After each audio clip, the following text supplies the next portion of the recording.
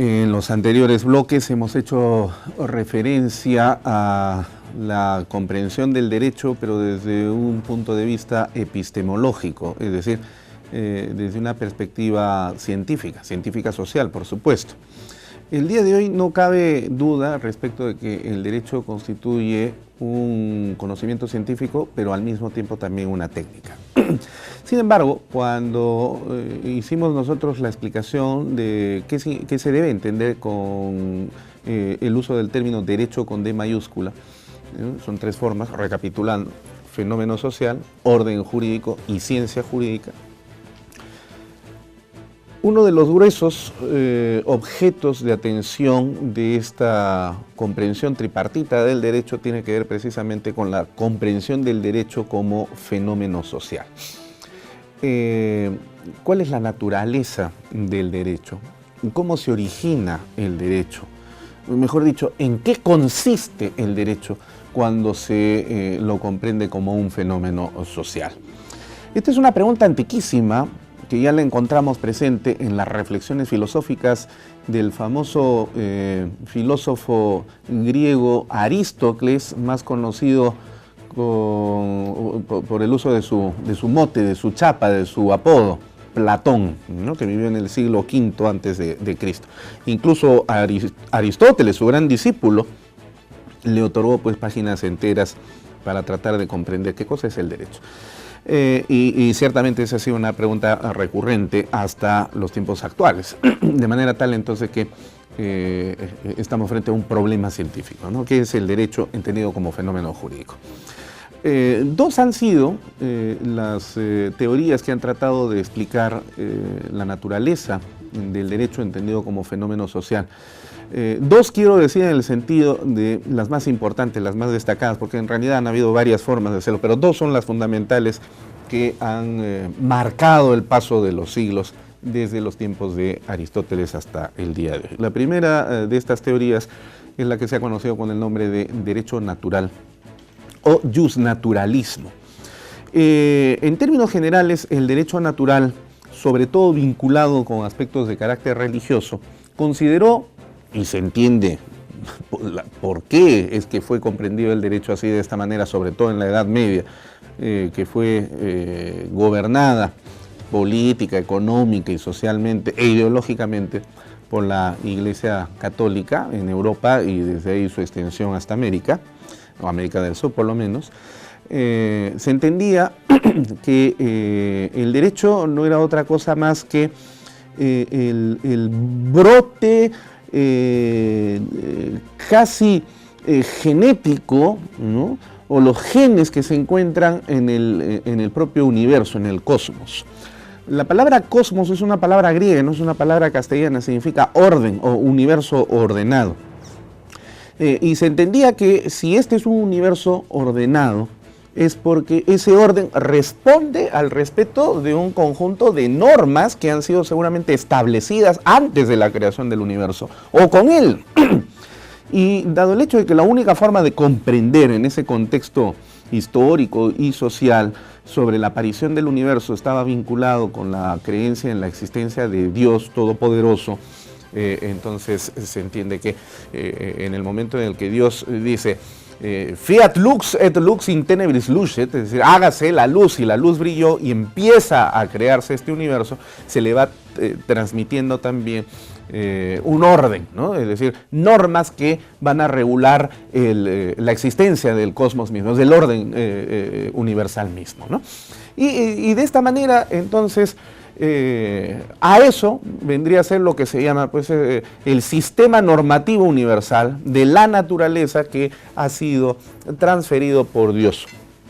Cuando el hombre ya en el mundo ve ese orden que rige la existencia del cosmos y luego ve su sociedad, la ve caótica, la ve desordenada, ¿no?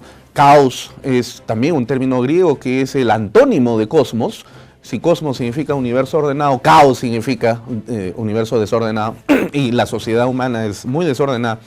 Entonces, la razón humana que le es transferida por Dios también al hombre al momento de su creación, cuando dice, hagamos al hombre imagen y semejanza nuestra, es decir, le está transmitiendo un pedacito de su espíritu, su alma, y con esa inteligencia, con esa razón, dice, si este universo está ordenado, ¿por qué no copiamos los principios fundamentales del orden cósmico para poder trasplantarlos a esta sociedad y crear normas que ordenen la sociedad?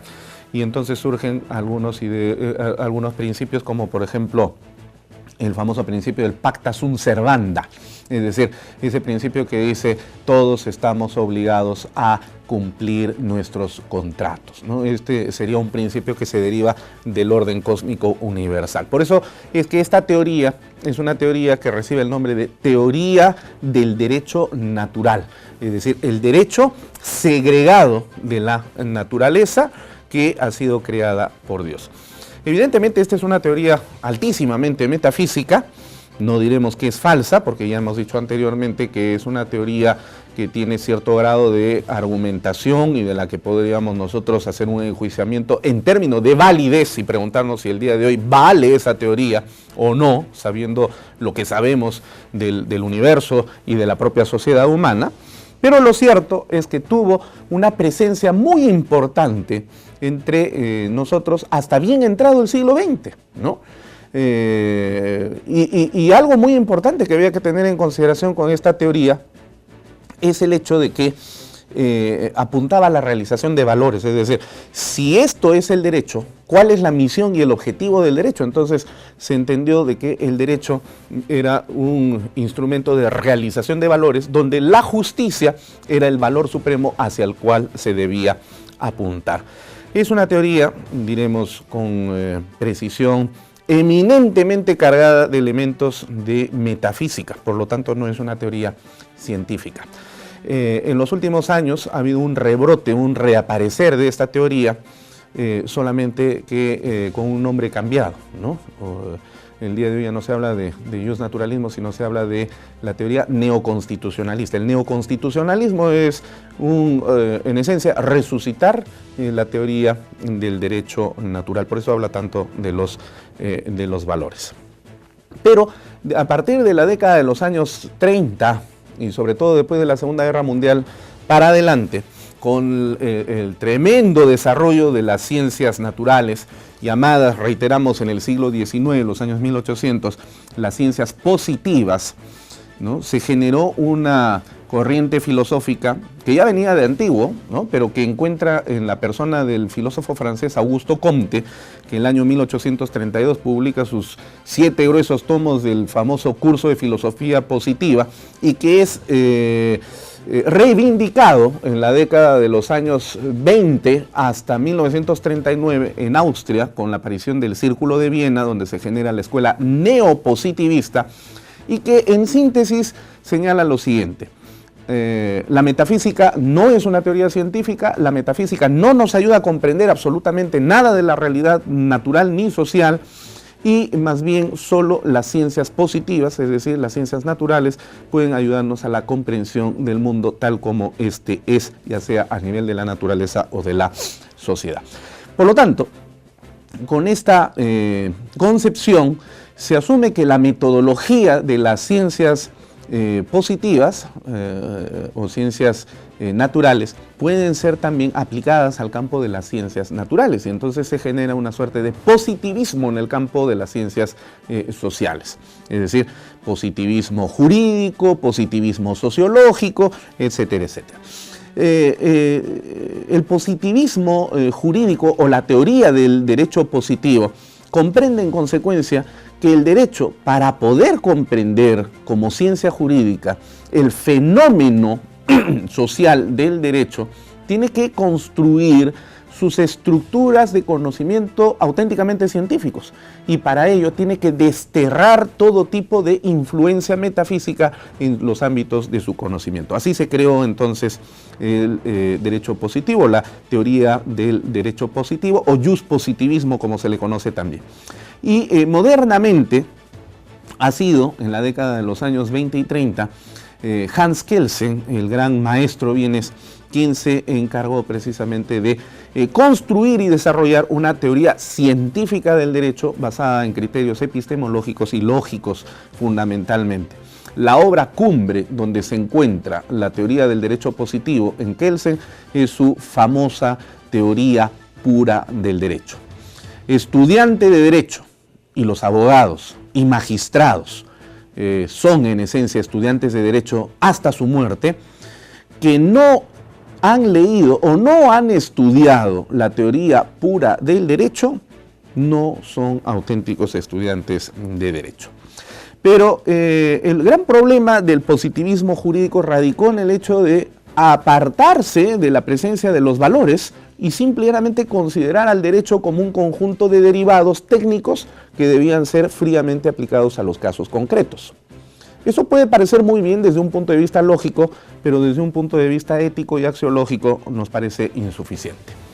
Cuando en la década de los años 40 en Brasil el profesor Miguel Reale de la Universidad de Sao Paulo empieza a desarrollar su tesis para optar el título de abogado, y aquí en el Perú nuestro referente Carlos Fernández Cesarego, homenajeado con justicia el año pasado por el Ministerio de Justicia como el gran jurista nuestro del siglo XX, vieron y trataron de comprender estas explicaciones del derecho, se dieron cuenta de que en realidad el derecho, desde un punto de vista ontológico, es decir, dialéctico, esencial, se genera no solamente por la existencia de valores que destierra lo técnico, pero tampoco el derecho puede ser entendido únicamente como lo estrictamente normativo técnico, alejado de la metafísica de los valores, sino que en realidad hay conexiones entre ambos elementos, pero que no solamente existen entre ambos elementos estas conexiones, sino que existe una tercera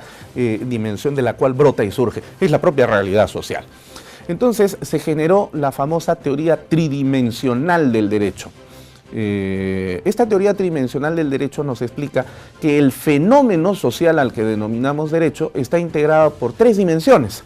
Es las relaciones sociales, donde nosotros nos encontramos en este momento y donde conjugamos cotidianamente con otras personas, otros individuos, mediante nuestra capacidad social, pero que estas relaciones deben ser, digamos, iluminadas por criterios axiológicos, es decir, criterios valorativos, para poder hacer avanzar a la sociedad en un sentido ascensional, pero positivo, es decir, de avance, y de esta tensión que existe entre lo social, donde a veces no necesariamente caminamos por buen camino, sino nos desviamos, y los valores que nos están jalando, siempre tratando de evitar que nos perdamos en el camino y salgamos de él.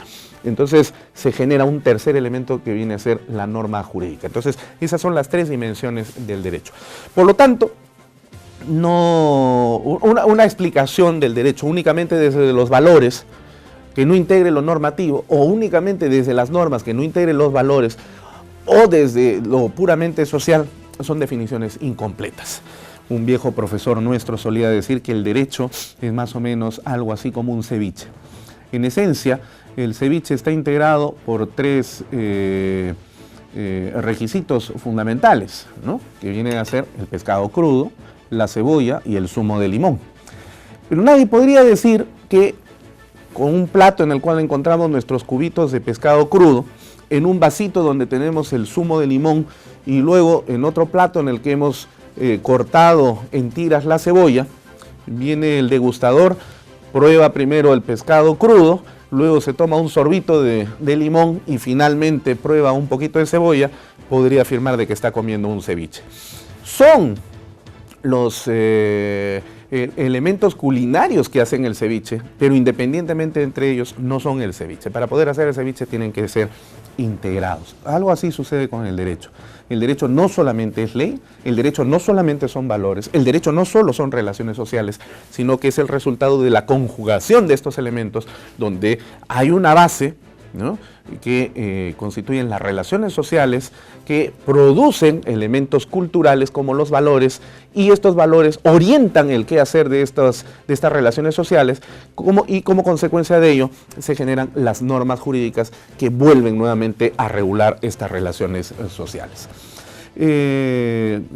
Esta teoría tridimensional del derecho realiana, sin embargo, adoleció de un problema metodológico que fue el hecho de tener mucha vinculación con la metafísica neocantiana, motivo por el cual aquí en el Perú nosotros hemos presentado la teoría dialéctica del derecho, donde con criterios epistemológicos propios de la dialéctica científica hemos reescrito la teoría tridimensional para poder comprenderla en un sentido más auténticamente científico y actual. Vamos a hacer el último corte en el programa y ya regresamos en Referente Jurídico.